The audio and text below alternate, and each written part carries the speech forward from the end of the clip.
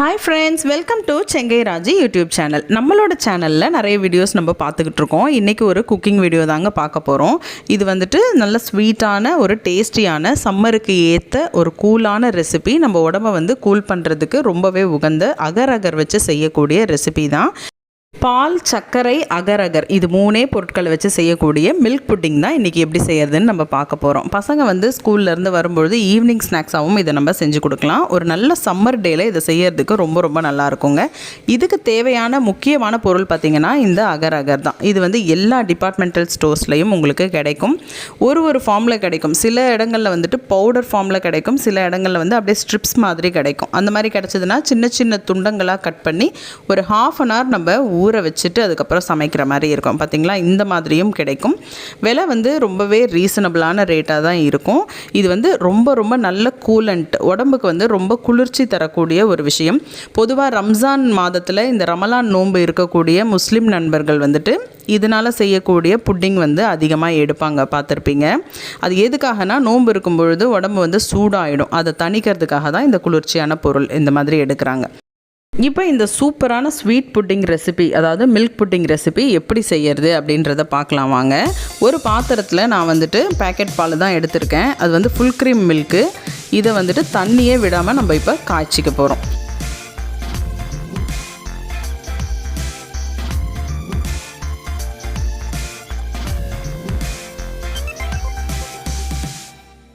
பால் கொதிக்கிறதுக்குள்ளே நம்ம எடுத்து வச்சுருக்கிற 15லிருந்து 20 கிராம்குள்ளே இருக்கக்கூடிய அகர் அகரை சின்ன சின்ன துண்டங்களாக நறுக்கி ஒரு கடாயில் எடுத்து வச்சுருக்கோம். இதில் வந்துட்டு அது முங்குற அளவுக்கு நல்ல தண்ணியை ஊற்றி நம்ம அப்படியே ஒரு பக்கமாக வச்சிடலாம். ஒரு 15லிருந்து 20 நிமிஷம் இது ஊறுச்சு அப்படின்னு சொன்னால் சீக்கிரமாக வெந்துடும்.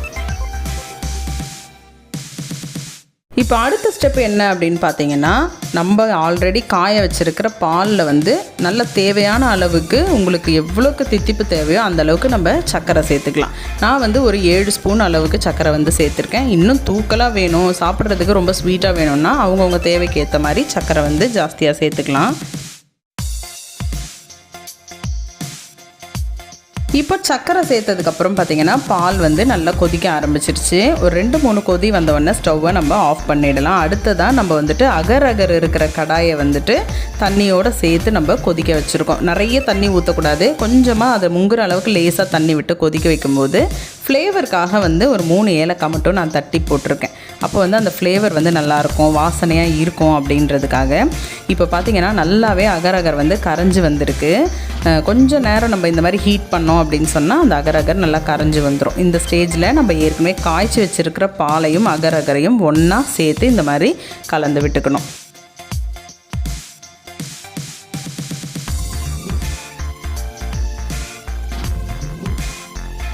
அகர் அகரும் பாலும் சேர்த்து நல்லா கொதிச்சிருச்சு. இந்த ஸ்டேஜில் ஸ்டவ்வை ஆஃப் பண்ணிவிட்டு அந்த சூடு இருக்கும்போதே நம்ம வந்துட்டு ஒரு ஸ்ட்ரெயினர் வச்சு இதை வந்து வடிகட்டி எடுத்துக்கணும்.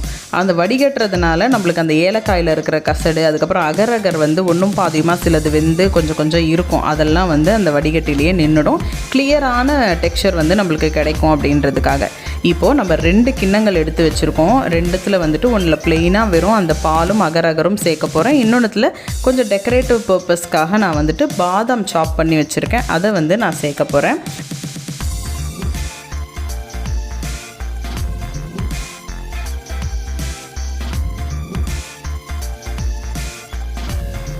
ரெண்டு பாத்திரத்துலையுமே நம்ம வந்துட்டு மில்க் புட்டிங்க்கு தேவையான அந்த அகர் அகர் பாலை சேர்த்துருக்கோம்.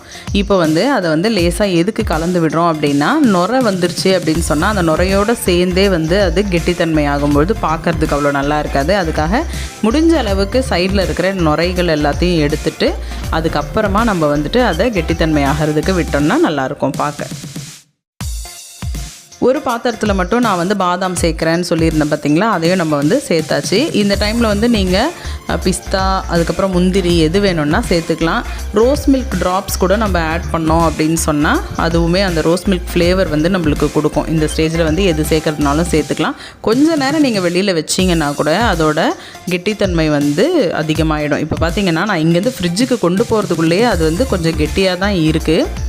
2 பவுலையும் நான் வந்துட்டு ஃப்ரிட்ஜில் வைக்கிறேன். அட்லீஸ்ட் 1 ஹவர் ஆகுது இது வந்து ஃப்ரிட்ஜில் செட் ஆச்சு அப்படின்னா நம்ம எடுத்து சாப்பிடும்பொழுது சில்லுன்னு இருக்கும்.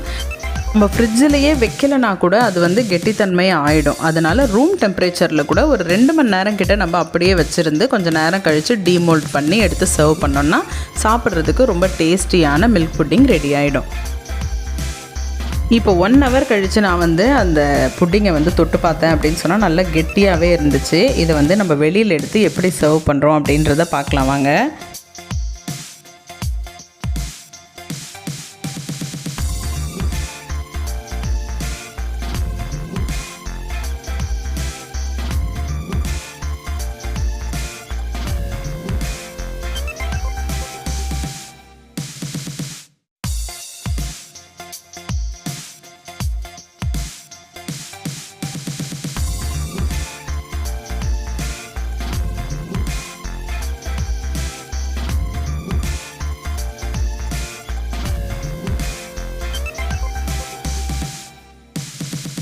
கிண்ணத்தில் நம்ம எந்த எண்ணெயோ நெய்யோ எதுவுமே தடவலை. அதனால் வந்துட்டு நான் கத்தியை வச்சு லேசாக தான் டீமோல்ட் பண்ணி விடுறேன்.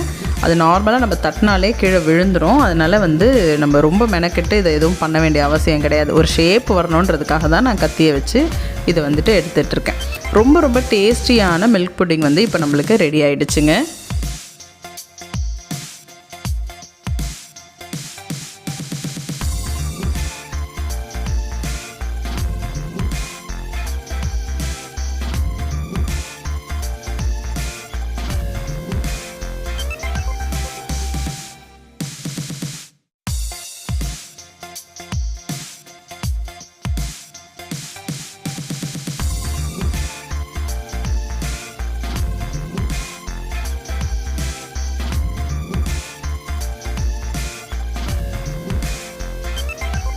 ஃப்ரிட்ஜில் இருந்து சில்லுன்னு எடுத்த இந்த மில்க் புட்டிங்கை வந்துட்டு அழகாக பீசஸ் போட்டு நான் வந்து வீட்டில் இருக்க எல்லாருக்குமே கொடுத்துருந்தேன். என்னோடய ஹஸ்பண்ட் சாப்பிட்டுட்டு ரொம்ப ரொம்ப டேஸ்ட்டாக இருக்குது அப்படின்ற மாதிரி சொன்னார். நான் வந்து ஃபஸ்ட் டைம் வந்து இதை ட்ரை பண்ணியிருக்கேன். எனக்கே வந்து ரொம்ப நல்லா வந்திருக்கு. கண்டிப்பாக இதை நீங்கள் எல்லாருமே ட்ரை பண்ணி பார்த்துட்டு உங்களோட ஃபீட்பேக் எனக்கு சொல்லுங்கள். இந்த வெயில் காலத்துக்கு ஏற்ற மாதிரி உணவுகளில் இதுவும் ஒரு உணவாக நம்ம கண்டிப்பாக எடுத்துக்கலாம். வாரத்தில் ஒரு நாள் நம்ம சாப்பிட்றது கூட ரொம்ப ரொம்ப நல்லது தான். இது வந்து கடல்லேருந்து கிடைக்கக்கூடிய கடல் பாசி அப்படின்றதுனால உடம்புக்கு வந்து இயற்கையான கூலண்ட் அப்படின்னே நம்ம சொல்லலாம். சின்ன சின்ன பீசஸாக இந்த மாதிரி போட்டுட்டு பசங்களுக்கு ஒரு கிண்ணத்தில் போட்டு கொடுத்துருந்தேன். அவங்க அழகாக சாப்பிட்டு முடித்தாங்க. அவ்வளோதான் ஃப்ரெண்ட்ஸ், 3 பொருட்களை வச்சு அருமையான மில்க் புட்டிங் நம்ம எப்படி செய்யறது அப்படின்றத பார்த்தோம். ரொம்பவே ஈஸி தாங்க இது. கண்டிப்பாக எல்லோரும் ட்ரை பண்ணி பாருங்கள். ரொம்பவே ஃப்ரெஜைலாக அதோட டெக்ஸ்சரும் ரொம்ப சாஃப்டாக இருக்கக்கூடிய இந்த மில்க் புட்டிங்கை ட்ரை பண்ணி பார்த்துட்டு உங்களோட ஃபீட்பேக் எனக்கு சொல்லுங்கள். இந்த வீடியோ பிடிச்சிருந்துச்சுன்னா லைக், ஷேர் அண்ட் கமெண்ட் பண்ணுங்கள். மறக்காமல் நம்ம சேனலை சப்ஸ்கிரைப் பண்ணுங்கள். தேங்க்யூ.